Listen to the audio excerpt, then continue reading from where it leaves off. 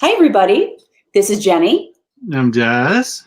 And this is a walk in the woods at midnight where we love watching horror movies. We talk a little bit about theory. We talk a little bit about, or at least our theories. We kind of just give a plot summary and we kind of make a recommendation, or at least let you guys know what we thought and if it's worth, investing an hour and a half in. So we love to choose movies that you can watch from home. So anything on platforms like Amazon Prime, Netflix, or Hulu. And I don't know. This is our fun time. What did you watch this on? What platform did you watch this on? Amazon Prime. Amazon Prime. Okay. Yeah. And so Eric, of course, it didn't come with a Prime subscription. And so I had to pay $4 and he was, I just paid it without, my husband is super cheap and he always complains when I when I pay for a movie. So this is a little ongoing back and forth we have. It bleeds over to me because I watched it on Apple TV and I thought, oh, Eric's not going to be happy. I had to pay for this, so Jenny's going to be in trouble. I know, he's always like, Jess may be a billionaire, but we are not.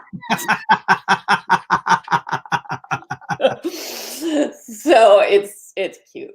But yeah, I mean, so I didn't tell him about it, and then the charge came through. It just automatically comes through on our phones, and he saw it. He was like, "Oh my god!"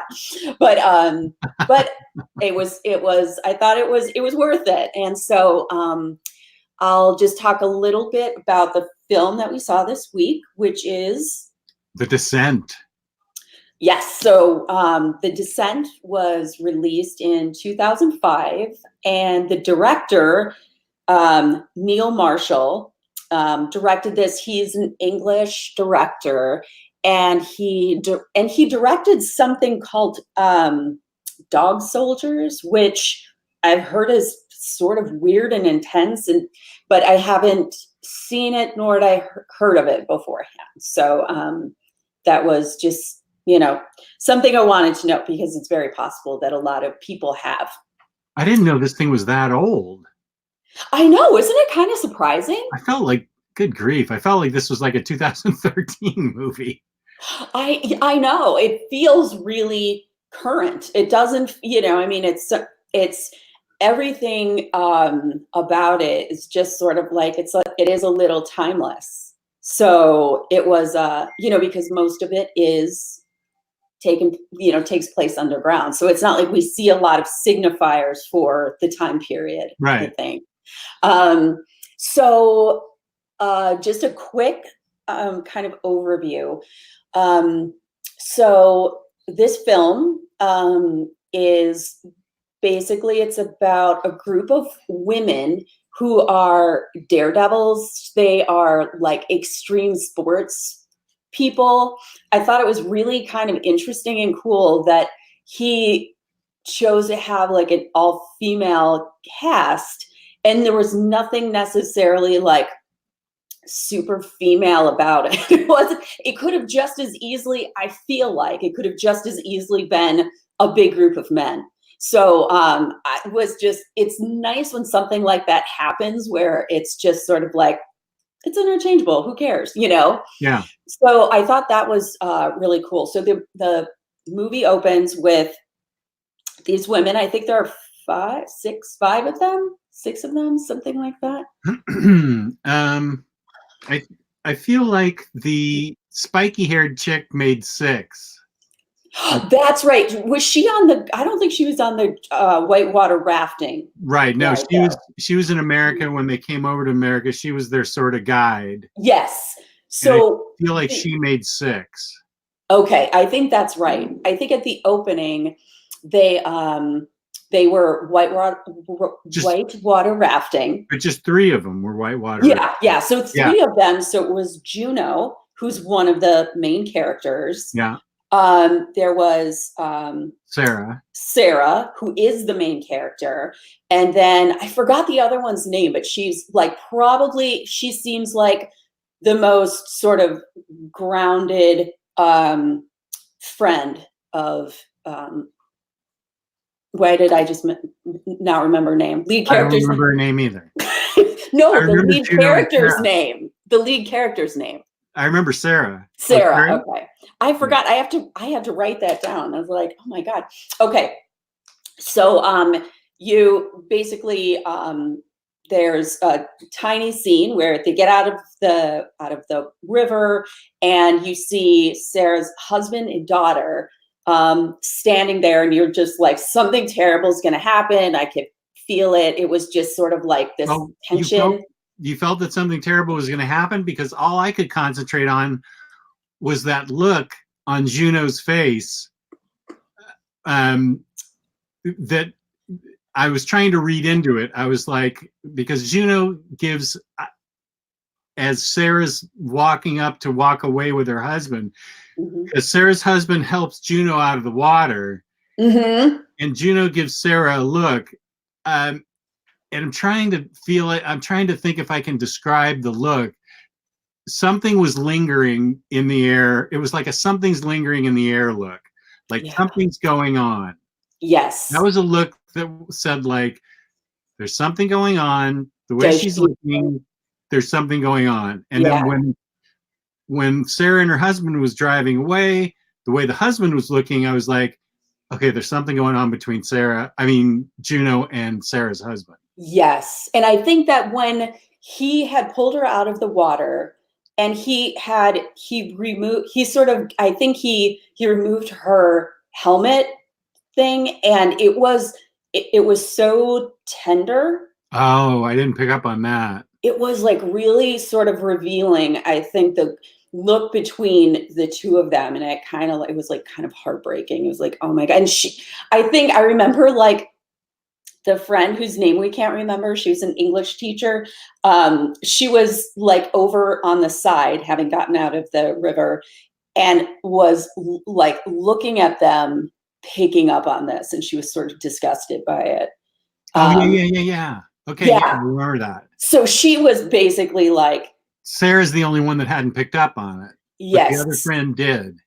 Yeah, and I feel a little bit like she kind of knew something was up, and her husband was really distant. In fact, she said, like, where are you right now? You're really distant, I think. Yeah. And, so anyway. The first shock of the movie happens, which made me jump a foot. Oh my God, I know. And it's like in the midst of, we can say this, I think, because it's not. I don't think this is a spoiler, because this sets up the rest of the movie. It does. So basically, when Sarah and her husband are arguing, he becomes really animated about arguing with her, and is clearly a little bit terrified that she knows, and what is he supposed to do? He's completely distracted, and they crash head on into a truck, and just what was super classy was that some piping had like fallen off the truck and stabbed at least the dad right through the windshield. And you don't see what happens to the little girl, but basically Sarah is taken to the hospital. She wakes up there, and it's dawning on her that what had happened. And so she starts to like pull her IV out, and like and just because she's like trying to get to her daughter, and there's this really kind of visceral scene, I think, where she's running down the hallway of the hospital, and as she's running, the lights are turning off once she gets past it. It's almost like something is almost like pursuing her. It's almost like depression, or I don't know what it is, but something is happening where like things are not good. Before she wakes up and pulls out her IV, though, she has her first vision of her daughter celebrating her 5th birthday at the party they were talking about. Right, exactly, with the cake and the candles on it. Right. And So after that, and she wakes, she pulls out her IVs, she's running down the hallway. Her friend, who is the English teacher, I forgot her name, it's so Yeah. annoying, but she comforts her and she tells her, you know, that her daughter has died. And she obviously just has a complete breakdown. But Sarah does. didn't you think it was weird? This was the first thing that I thought was weird, was in the middle of this hospital, maybe British hospitals are different than American hospitals, but a patient has unhooked herself, is running down the hall and is comforted by a friend, and everybody's just walking by. They're just pushing the gurneys by, walking by. Nobody's paying attention to this person that's Yeah. having a nervous breakdown right in the middle of the hall. Yeah. And that goes on for a while, that scene where people it does. by. Right. I mean, it's something that if you were just a normal human being, you would be like, oh my God, can I help? I'm going to get a doctor. What's that about? So that was, well, I mean, it kind of goes along with the theory that we were talking about, I think. But okay, we won't. Let's keep it to my theory that the movie is taken at face value. Okay. All right. We're going on for the first part of this. We're going to go on my theory, taking this movie at face value. Yes, it's a horror movie that just happened. Okay. All right. Fair enough. So we'll do that. So the plot continues. It's several years later, I think, a year or two later. A year later. And she kind of meets back up with these two friends, Juno and this other woman. And there is, you know, they go out to, driving out to is it the Catskills or the Appalachia? Yeah. And it's very interesting to me because they were sort of making fun of it a little bit. They were sort of like talking in like a Southern accent, or what they thought was a kind of an Appalachian accent, and there were like gunshot like holes through the sign. And it was interesting because they, like, I'm not joking, like if I saw that as an American, I think I'd just be like, yeah, whatever, you know. You make no, is be like nothing. Yes. And they're like, oh my God, this is terrifying. Like, it's this terrifying place of wilderness and gun people. And like, you know, it's, I'm always really interested to understand or like think about what people from other countries think of Americans, you know? And so it was crazy. Yeah, it was, and especially maybe particularly in that area because of all the sort of stories or like Deliverance and stuff. Yes. Yeah. Like that's probably all they know of it. So I thought that was kind of fun. Did you notice the first flaw in the movie? They had rented a BMW SUV. Who comes to America and spends the extra dosh to rent a BMW? I mean, you go to Hertz and you just rent a car. You're not going to pony up the extra dough to rent a BMW to drive you into the mountains. Maybe they had like they were on the Hertz program where they traveled and get a better car. That's a lot of money to spend. That is a lot of money to be off-roading like they were doing and going up into the mountains. I don't know. I think I would have just spent the money on a Chevy or a Ford and just gone. I just thought that was an incredible luxury expenditure for them to because the other car that they pulled up next to when they got to their destination was just some beat up North Carolina typical rental car you'd want to take into the mountains. That's really interesting, and I kind of wonder a little bit, like, I think like that is a weird like incongruity, and I kind of wonder a little bit like if because there are, it seems like two women from the UK. There is one woman, I think Juno's American, and then I don't think Juno's American. They're all British except for spiky-haired. No, even she's British. I thought they were all. She Irish? The sisters. I mean, I thought they were all British. Well, the sisters have like this thick, like it sounds like they're from like the Netherlands, kind of. Okay, I missed that. Well, and it may not matter at all. The only thing that I was thinking was, I could have sworn one of them was from the US, but maybe not. That blows my whole theory. If one of them was and they drove there, it would be kind of funny to get a sense of like, the kind of, I don't know, like maybe there's a different way of looking at things that's more Yeah. British versus American. I don't know. Yeah. That's ridiculous. I'm gonna withdraw that theory. Your Honor, I'd like to withdraw that statement. But it is a weird thing, so who knows? Maybe if you guys can think of something or there's something there, let us know. That's probably nothing, but I just thought it was an odd choice. I felt like they were all from Britain, and I felt like it was just an odd choice for them to rent the most expensive thing on the lot to drive into the forest and yeah, not even be in for most of the time. right. Yeah. That was interesting. That's So a small thing. I just noticed it. yeah. Yeah. Legit. Absolutely. Everything matters. So they truck out into the wilderness, and we should say actually before that they slept at a cabin, because we see They drive to the cabin in those cars, and that's where they meet. In those cars, yeah, and that's where they meet. So all of the 6 women meet there. This is before this is before they drive out to the hole, to the cave. And that's where spoilers will start, when they drive to the hole. Yeah, for sure. So we won't say that, but I will say that in the cabin, when they wake up, Sarah you see that she's taking medication. Do we know what it's for, though? No, I don't think so. And I didn't get a look at the prescription. And even if I did, I don't know if I'd know what it was. Yeah, so that's what we're going to be talking about, an alternate theory about this. And that alternate theory made a pretty big leap when they said it was for her psychosis. Mm-hmm.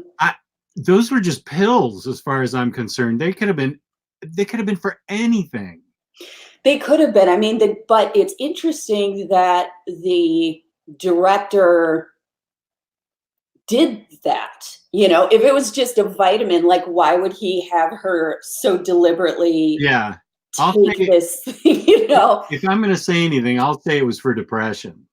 I would say that's the first thing that I thought of. What having psychosis is a pretty serious thing. Yeah. That I feel like we would have glimpsed beforehand. I don't know, but I agree with you.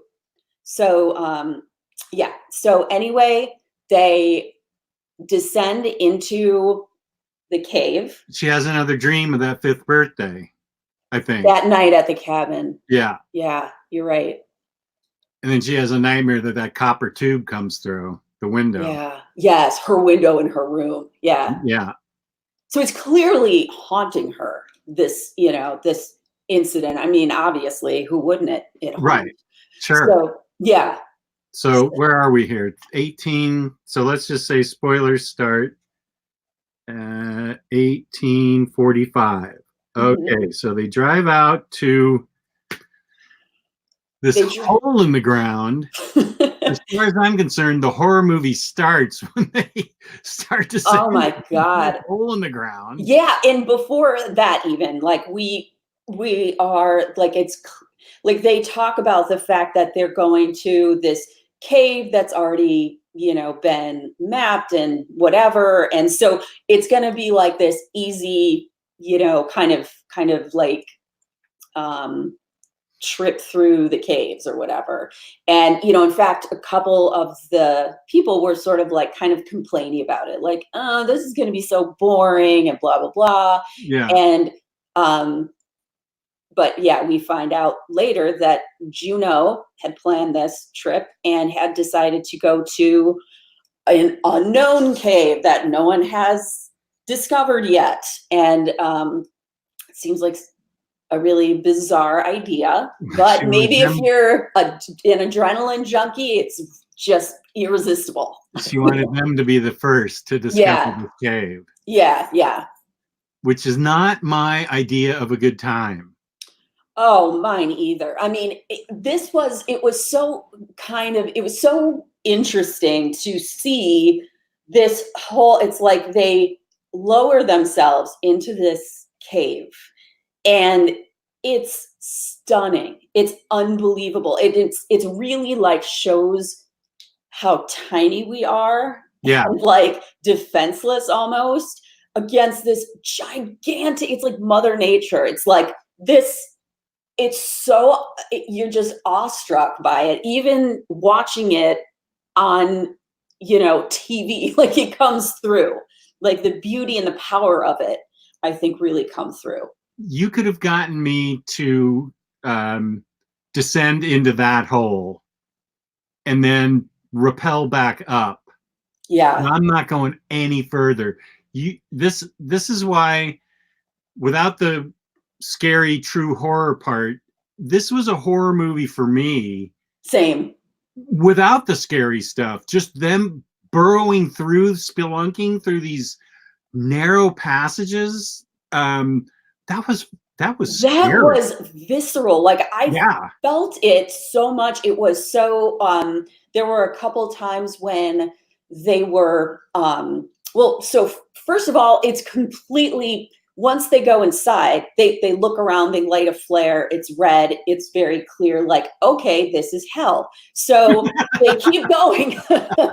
They keep going through. And yeah, I mean, when Sarah gets stuck and starts having a panic attack Oh yeah. in that tunnel, and her friend, who's her really good friend, is trying to get her through, like, just relax, don't worry, you'll be, it was, and then you start to hear like the rumble of the rocks, that it's going to give way, and it's just kind of like the first indication that this is not in fact those caves that are only mildly dangerous. Right. This is a truly unexplored, piece of nature. Mm-hmm. So yeah, so anyway, yeah, I think, I don't know, there were so many of those parts where they had to go under rocks and come out, like there was like water, and then you had to come out on the other side, and I'm like, what if you bumped your head and you just like fell into the water instead of coming out that little hole on the other side? It was extremely like the tension that it built Yeah. was stunning. I thought it was very, very uncomfortable, and it was very it really keyed me up. Yeah. And I I have, it turns out I do have a touch of claustrophobia because I've had 9 MRIs in my life. The first MRI I had, I did not have anything over my eyes, and it's like you're shuttled into, which is basically a cigar tube, and I had no idea it was that close. The thing's like this close on your face. Oh And my from God. then on, I wore like a sleep mask, and I'm okay. But I mean, in an elevator, I'm okay, and in relatively close spaces, I'm okay. But in that those spelunking scenes where you're basically going through your body width, I would not be okay. No way. Yeah, No. it was definitely, it was really, really effective. And it continues on to,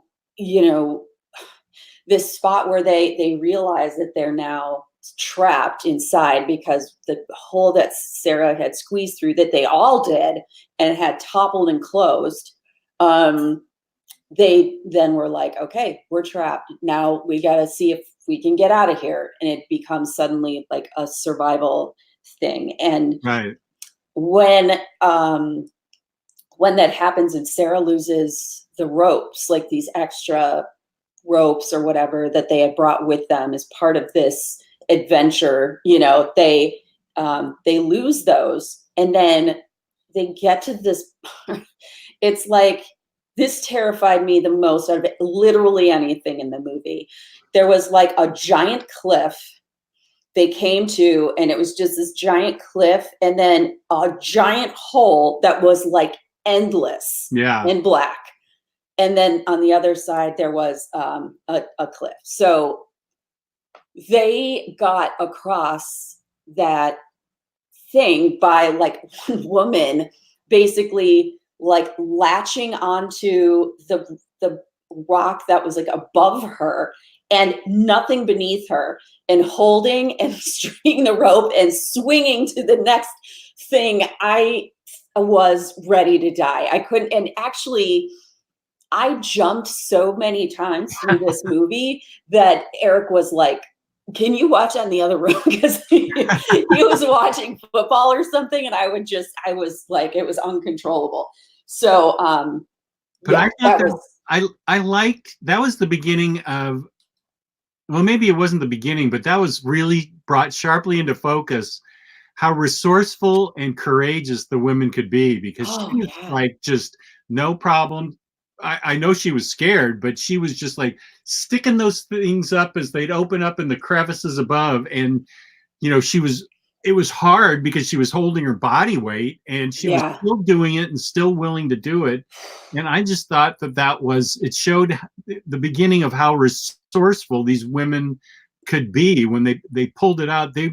This wasn't a group of, you know, third graders freaking out at everything. They were going to get things done as the obstacles reared their heads at them, and they were going to get things done, and they did them.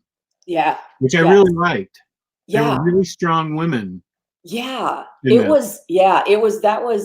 was really cool. I did love that. They were just physically strong and mentally strong. And mentally strong. Really, and they got fierce too. When things got, I mean, well, we're spoiling it. When those things started coming after them, they fought back hard. They were not taking it. They fought back hard. Especially Juno and Sarah and the whoever the friend is that we can't identify. They really did. And should we move on to the crawlers? The crawlers. Okay. So basically Sarah keeps hearing, I guess this could qualify as some psychosis. She keeps hearing her daughter's laughter here and there in the cave. And she keeps sort of like turning around and trying to figure it out. And at one point, she hears something, and she's looking around in the cave, and you can barely see it, but she passes over one of the crawlers, like just stuck on the wall or something, and she goes, and then she like pulls right back to it, and it was this, and it was gone. And so she described it to her friend. She's like, somebody's down here. I don't know what's going on. And her friends had said, there's nothing down here. Like, I can guarantee you. And they asked her to describe it, and she said that it was a man or human or whatever. I don't know. So Guy, do you want to give your impression of the crawlers? Well, it was a really cool character design because they were like slimy and white on the outside, and they had these weird eyes and these, they weren't sharp teeth, which I thought was weird, but they had like protruding human almost teeth. They're very fast, slimy, translucent skin. They could wall crawl, and they were blind, but they could hear like sonar, like bats. And they had tall ones, they had short ones. And they were really quick, and as soon as they were on you, they started biting hard. They wanted to rip you apart. That's how they feasted, because one of the things the flashlight showed was a lot of skulls of animals and humans, and things like ripped to the bone. There were lots of human skulls in there. That was really, as soon as they kind of figured that out, that became disturbing incredibly quickly. Because I think at first they were sort of like figuring out like, oh my God, like these people, it's clear that like people had tried to go to this cave before and the equipment looked 100 years old. They were Right. sort of finding it and it was really becoming menacing. And then it's like, oh no, you don't know menacing. Yeah. These crawlers are toys. They almost reminded me of, in some ways, it's like a human crossed with, do you ever get silverfish in your bathroom? Not recently, but I know exactly what they are. Yeah, they're creepy because, you know, they're sort of, it's not really like they do anything, but you go to sort of kill it and it moves so fast that you Yeah. don't expect it. And it's kind of freaky slash scary. Well, and there's also cave paintings and drawings as to the way out. Yeah. And like it looked like, and there was a hook in the ceiling where that woman was crawling across or roping across that was like at least 100 years old. So people had been there before. And it looked like a helmet of a conquistador or something that Sarah found. Yeah. Or like a miner kind of, or maybe I sort of thought that if you were going to go into caves back in the day, that might be what you wear. I have no idea. That's just what it struck me. Yeah, I don't know. It looked like a conquistador helmet to me, but I don't know what it was. Yeah. These caves had been explored before and they were old. Yes. Yeah, they really were. So it gave that sense of like ancient, like these people, like this place has been populated by early people. You know, you just start to think about the cave paintings in other places. And when you see these, it does definitely like it's ancient. It's like early human. Yeah. So yeah, so that was so that amps up the tension when all of a sudden they're all underground and these crawlers start attacking them. And they're basically trapped and it's very precarious moving through there and it's pitch black. Pitch black. All they've got is their helmet lamps and flares, and they were pretty well equipped. I will say that. They were very well equipped for going down and spelunking. I mean, they had flares and light sticks and all kinds of gear with them. So they were I will give Juno that. They were well equipped for this. Yeah. But yeah, there was anywhere you go, there's water and drop-offs and rocks and skulls, and you know, they didn't know where they were. And Sarah got off to some place separated from the others while they were all battling these crawlers, and they lost some people almost immediately. They lost spiky hair. Holly was her name. She compound fractured her leg, and so she was easy pickings, and they lost her like right away. Juno accidentally killed one of her own party because she was busy whacking away at a crawler. Somebody touched her and she turned around and whacked away. Uh-oh, it's one of her mates. And yeah. the mate grabs a medallion off of Juno's chest, which turns out to be a very important medallion that she was a charm or something off a necklace off of her, because one of the crawlers brings that woman into the place where Sarah is, and Sarah finds her there, and the woman is telling her beware of Juno, because Juno was the one that killed her. Even though it was a mistake, Juno is the one that killed her, and she shows her charm, and it says love each day, which was Sarah's husband's motto. Sarah had said that in the beginning scene when they're in the cabin or living room all having beers. Yeah. And she said, whatever his name is, always said love each day. Yeah. And so that was the final nail in the coffin, so to speak, of Sarah believing that they were having an affair, that he had given her a medallion that said love each day. Yeah. And her demeanor changes rather rapidly. Then he trips and falls into a pool of blood and comes out bathed in a baptism of blood and just starts chopping away at crawlers, and has decided she's going to take Juno out. Yeah. And I think another thing that like is is extra aggravating to her is that that was one of her very best friends that Juno had accidentally killed. Yeah. But she didn't kill her. She was alive, begging Juno to stay with her. Right. And Juno was kind of like, I gotta get the hell out of here, so she left her suffering, and at least, I don't know, at least kill her or something. So it's not like torturous when these things come to eat her, which they surely will.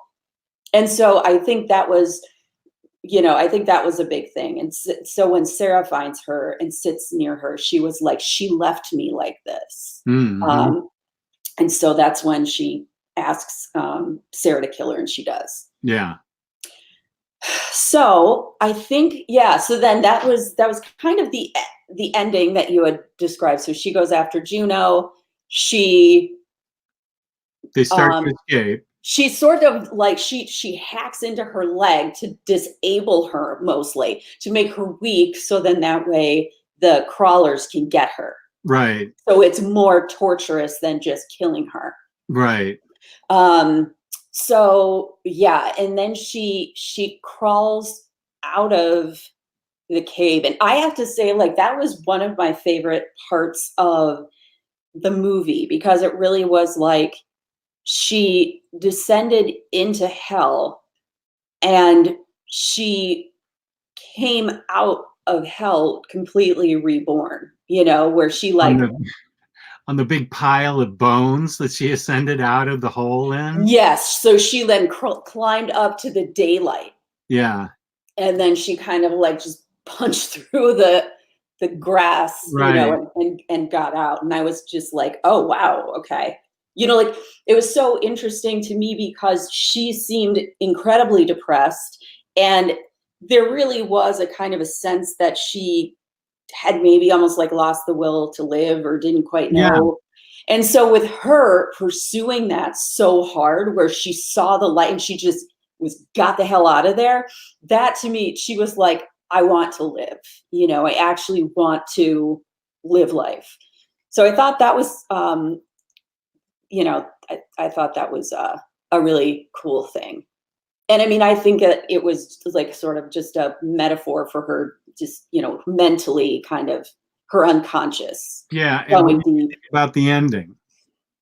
And with her in the car. Yeah. The ending, I didn't like it. The US version. I didn't really love it. So she turns to, she like escapes, she gets out of there, she's like heart pounding, it's crazy. Driving that beat up car. Yes, she pulls over to the side to kind of like try to regain her breath and focus, and she like looks over and Juno is sitting next to her. I like that because it means she's going to be haunted by Juno now. I mean, I think it's, I kind of saw it as like, oh, they're going to do a sequel. Like, that's all the only thing I could think of, because I thought, I don't know what I thought. I liked it because I thought it meant her action had consequences. You can't just disable somebody in a cave and expect to get away with it. Your actions have consequences, and now Juno's going to haunt you. Yeah, and it's probably also like, I mean, Juno did a few things too, so it was almost like Juno's not the two of them surviving. Juno's not innocent. Yeah, they were both like definitely not innocent. Well, so now let's talk about the British. Since it was a British movie, the British ending was completely different. Yes. So she has a vision of her daughter again. She wakes up from being passed out.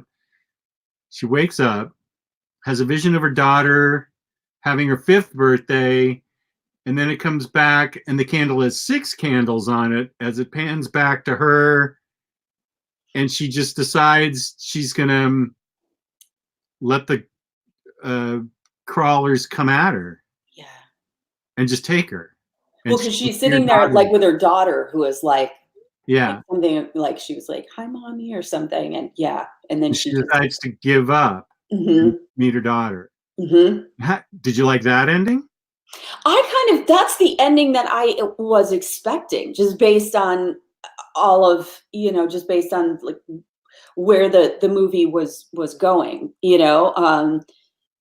and so I don't know. I think I'm completely alone. I wish that it would have just been, I don't know what I wish. I feel like I wish it would have just been her coming out of the ground and taking that like really deep breath, almost like a baby does when they can't, when they're first come out and they're just like, like, Without and the haunting of Juno. no, I just wanted to end there. Yeah, I kind of agree with that. I didn't need the haunting of Juno to be happy. If she just breaks out of the hole, it could have been fine just ending there. Yeah, yeah.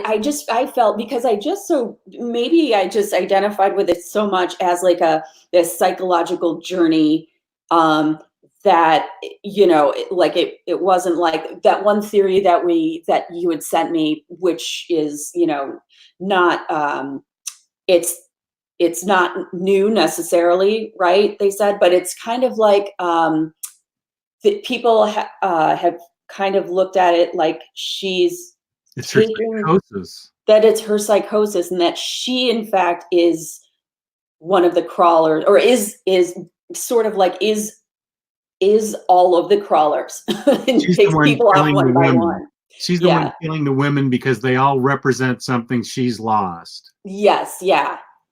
Which is pretty cool. And I mean, I think that could actually also kind of fit with her not literally killing someone. But maybe, I don't know. I don't know. I have to think about this more, because I mean, that's going really deep to me, to think that she's the one doing all the killing.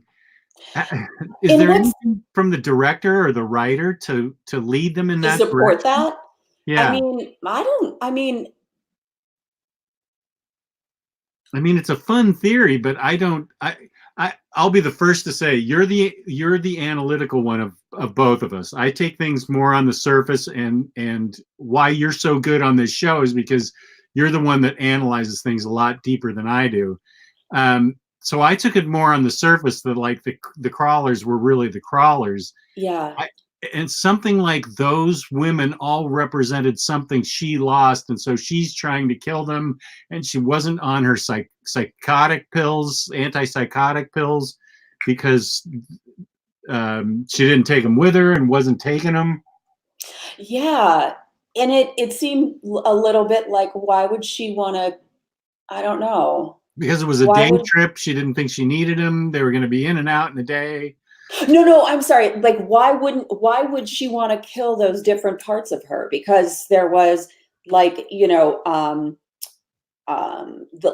the older sister who was doting on her younger sister about going to like being studying to be a doctor.